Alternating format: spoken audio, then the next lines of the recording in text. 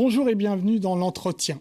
Un spectre hante le monde. Ce spectre, c'est le capitalisme criminel porté par une finance internationale débridée et totalement perméable à l'argent sale.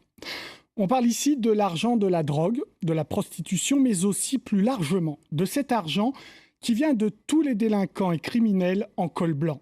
Le nouveau capitalisme criminel, c'est aussi le titre du nouvel ouvrage de Jean-François Guéraud que je reçois.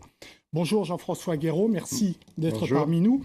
Vous êtes haut fonctionnaire de police, mais vous n'êtes pas là à ce titre, vous êtes là au titre d'essayiste de ce dernier ouvrage, Le nouveau capitalisme criminel. Je rappelle simplement que vous avez publié de nombreux ouvrages, Le monde des mafias, Géopolitique du crime organisé, Showbiz, People et corruption, etc.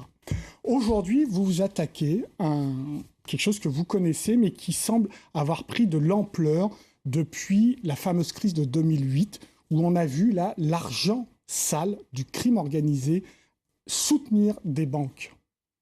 On peut penser en effet que la crise financière de 2008 a créé un effet d'aubaine pour le blanchiment de l'argent sale. Pourquoi ? Parce que subitement, des banques, mais aussi parfois des sociétés, se sont trouvées exsangues, au bord de la faillite, sans liquidité. Et donc, pour continuer à fonctionner, il a bien fallu qu'elles trouvent de l'argent. Elles sont allées vers ce qu'on appelle le shadow banking. En français, ça va s'appeler tout simplement la banque de l'ombre. Et qui a de l'argent dans l'ombre ? C'est souvent le crime organisé. C'est vraiment la banque qui n'est absolument pas régulée, ce qu'on appelle le shadow banking. Des sommes de 16 000 milliards de dollars qui circuleraient dans ce shadow banking. Ça veut dire que les banques n'étaient pas imperméables à l'argent du crime dès 2008 ? Les banques n'ont jamais été imperméables à l'argent du crime. Alors évidemment, depuis le début des années 2000, elles prennent tout un tas de précautions. Elles mènent des diligences pour essayer de filtrer l'argent, pour éviter que l'argent du crime ne rentre dans leur caisse. Le seul problème, c'est que lorsqu'on a un petit peu de recul historique, on se rend compte qu'il y a une histoire des banques criminalisées. Il y a une histoire des narcobanques. Et depuis les années 70, nous avons une répétition de très grandes affaires qui ont une implication macroéconomique dans lesquelles nous voyons de très grandes banques ayant pignon sur rue, des banques respectables, qui chutent parce que leur modèle économique était en fait un modèle largement piégé par l'argent du crime. Et vous donnez des exemples très concrets dans ce livre, et vous commencez par la banque Wachovia. Alors cette banque, vous dites, elle était carrément mains et poings liés avec les narcotrafics d'Amérique latine. L'affaire de la Wachovia est quand même assez étrange. Au début des années 2000, le ministère de la Justice des États-Unis se rend compte que cette banque est une des plus grandes banques des États-Unis, a certainement oublié, entre guillemets, de filtrer pour à peu près 380 milliards de dollars. Je répète, 380 milliards de dollars, dont l'essentiel provenait, semble-t-il, du Mexique et des cartels mexicains de la drogue. Alors comment peut-on, entre guillemets, oublier de filtrer de telles masses d'argent ? C'est en soi une étrangeté. C'est qu'on est complice. On peut se poser beaucoup de questions. Ce qui est encore plus étrange, c'est de voir que le ministère de la Justice des États-Unis n'a pas voulu engager de poursuites pénales. Oui, la banque a été rachetée par Wells Fargo, parce que cette banque-là a été mêlée aussi jusqu'au cou dans les subprimes. Donc elle était complètement à terre. Autre exemple important, vous parlez de la HSBC, une banque qui est plus connue pour nous, Européens. Oui, cette très grande banque anglo-américaine, qui date du 19e siècle, a été prise en effet la main dans le sac pour des affaires de blanchiment d'argent issus des cartels de la drogue mexicains à nouveau. Ce sont des centaines de millions de dollars qui sont en cause. Et ce qui est tout à fait troublant, c'est l'impéritie de ce système bancaire et aussi l'aveuglement des organes de régulation américains qui n'ont pas vu ou qui n'ont pas su empêcher un tel phénomène. Et ce qui est encore plus étonnant, c'est que cette affaire a donné lieu à une très grande commission d'enquête du Congrès des États-Unis et qu'au final, il n'y a pas eu de poursuite pénale. Mais c'est pire, dans votre livre, vous donnez les chiffres des amendes. Pour la Wachovia, 160 millions de dollars. Ça ne représente pas énormément. Pour l'HSBC, un peu plus, 1,9 milliard de dollars d'amende, mais ça représente en 2005 10% de ses profits.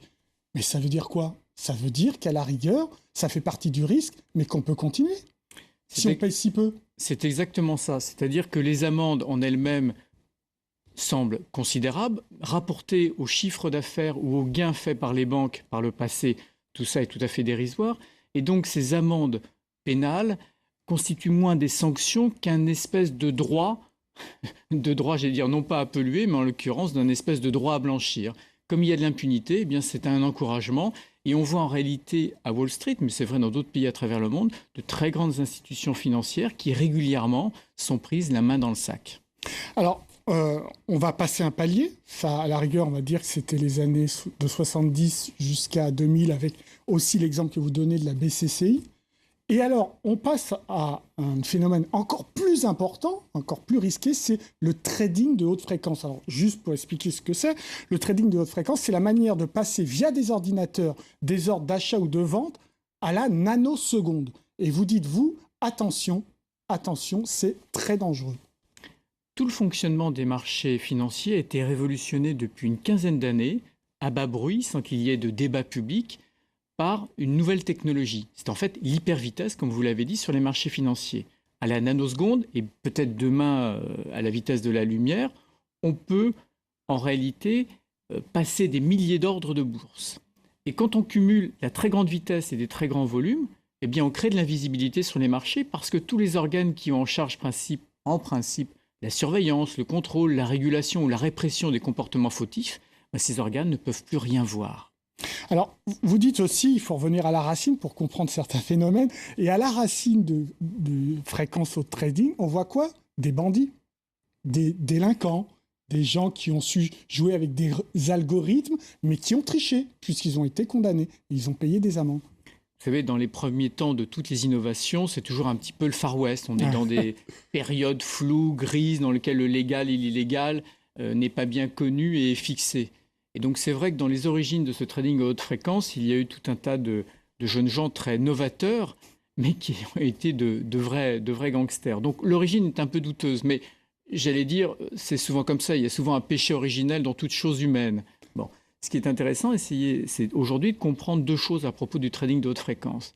D'une part, que techniquement, nous risquons demain de ne plus pouvoir identifier les fraudes financières sur les marchés à cause de ces très grands volumes et ces très grandes vitesses, comme je l'ai dit. Et puis, d'un point de vue plus global, plus macroéconomique, on est en droit de s'interroger sur l'architecture de ce système. Est-ce qu'on n'a pas subitement légalisé le délit d'initié ? Est-ce qu'on n'a pas légalisé l'hyperspéculation, par exemple, sur les marchés des matières premières? Et cela a un impact dans la vie des gens. Faire bouger le prix du blé ou l'électricité, ça a des conséquences directes sur la manière dont les gens vivent et parfois meurent. Alors vous, vos propositions, parce que vous en avez, vous dites réguler, il faut oublier, interdire. Vous pensez qu'il faut interdire? Disons que la régulation serait l'idéal. Mais ça ne marche pas. Souvent, ça ne marche pas. C'est un peu cosmétique. Vous savez, la régulation, ça me fait parfois penser aux canaux de sauvetage qu'on met autour du Titanic. C'est-à-dire qu'on met de plus en plus de canaux de sauvetage, ça n'empêche pas le Titanic de couler. Bon. Donc parfois, il faudra avoir le courage de se poser la question de l'interdit. Voilà. Et cette question se pose, est-ce qu'aujourd'hui, on va vers cette direction ou au contraire, on a laissé filer notamment la législation ou l'absence de législation sur le trading de haute fréquence? J'allais dire que pour le trading de haute fréquence, comme pour beaucoup d'autres produits ou techniques financières, en effet, on est plutôt dans un laisser-faire, laisser-passer, quoi. Alors, la conclusion de votre livre est un peu dure, est un peu pessimiste, hein. Vous parlez de fin de démocratie, vous parlez de vassalité des États et des peuples, vous parlez de souveraineté des peuples qui est laminée, et vous dites il est peut-être trop tard, la criminalité capitaliste. Je crois que certes, il y a de plus en plus d'États à travers le monde, mais nous voyons que ces États souvent sont vides de puissance, parce que ces États sont parcourus par en haut et par en bas par des flux financiers, des flux criminels, etc. Et les États ont de plus en plus de mal à comprendre ce qui se passe et en fin de compte à reprendre la main sur tous ces flux transnationaux. Et voilà. Est-ce qu'ils ont envie de reprendre la main? Parce qu'il y a quand même des complicités pour accepter ça.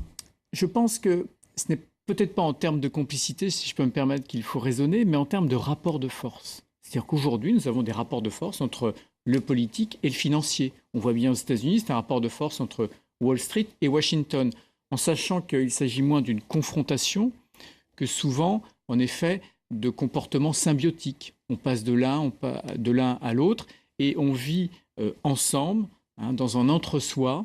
Et c'est cette forme de symbiose qui aujourd'hui pose problème. Mais alors, la solution, c'est quoi? C'est que les phénomènes comme Occupy Wall Street prennent le pouvoir, qu'on aille dans la rue. Enfin, c'est quoi la solution si on laisse le train foncer dans le mur? Alors la première solution, d'abord, c'est l'éveil des consciences. Comprendre, connaître, savoir ce que nous faisons aujourd'hui. Permettre au grand public de prendre conscience des phénomènes, de savoir les diagnostiquer, de leur mettre un nom. Ça, c'est essentiel. Et puis ensuite, il faut laisser faire le jeu démocratique habituel. Je vous remercie Jean-François Guéraud. Je rappelle le titre de votre ouvrage, Le nouveau capitalisme criminel, et c'est paru aux éditions Odile Jacob avec une préface de Paul Jorion. Je vous remercie et à bientôt. Merci. L'émission est terminée, mais comme d'habitude, vous pourrez rester sur France 24 car l'actualité continue. Au revoir.